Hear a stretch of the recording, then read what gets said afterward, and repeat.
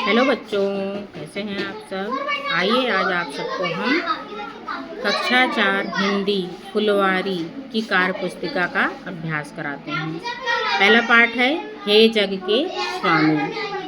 इसमें पहला प्रश्न है दिए गए चित्रों को पहचान कर लिखें। तो बच्चों ये सूरज का चित्र बना है तो यहाँ पे सूरज भर देना है। फिर अगला जो है कमल का चित्र बना हुआ है, इसमें हम कमल भर देंगे। फिर जो है चींटी का चित्र बना हुआ है, चींटी भर देंगे। फिर जो है पहाड़ बना है तो यहाँ पर हम पहाड़ भर देंगे। अगला प्रश्न है बच्चों रिक्त स्थान को भरो। इसमें है छूटी हुई कविताएं हैं, इसको आपको लाइन से लिखना है।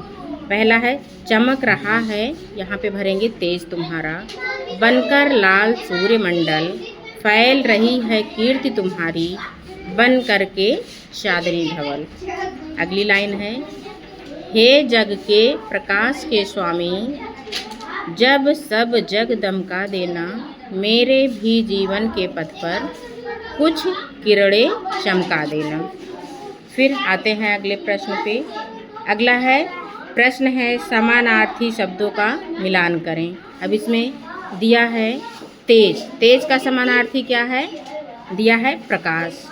अगला है धवल का क्या हो जाएगा समानार्थी श्वेत।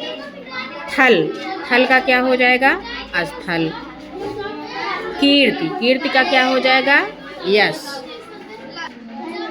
आइए बच्चों अगले प्रश्न पर चलते हैं। कविता की पंक्तियों को सही क्रम में लिखें। अब इसमें क्या है, एक साइड गलत क्रम है, दूसरी साइड सही क्रम है।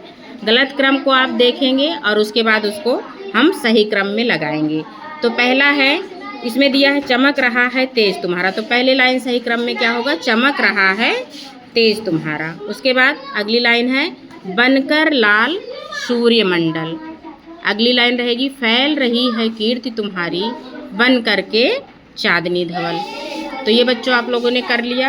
अगले प्रश्न पर चलते हैं। अगला है सोच विचार कर लिखिए। कविता में किन किन स्रोतों से प्रकाश के मिलने की बात कही गई है। तो इसमें हमको कहाँ पे क्या क्या जो है प्रकाश कहाँ से मिलता है। कविता में क्या कहा गया है, सूर्य, चंद्रमा, तारे और किरणें, इन सब चीज़ों से हमको प्रकाश मिलता है। आइए अगले प्रश्न पर चलते हैं। अगला प्रश्न है बच्चों कविता में किन किन प्राकृतिक चीज़ों की बात कही गई है।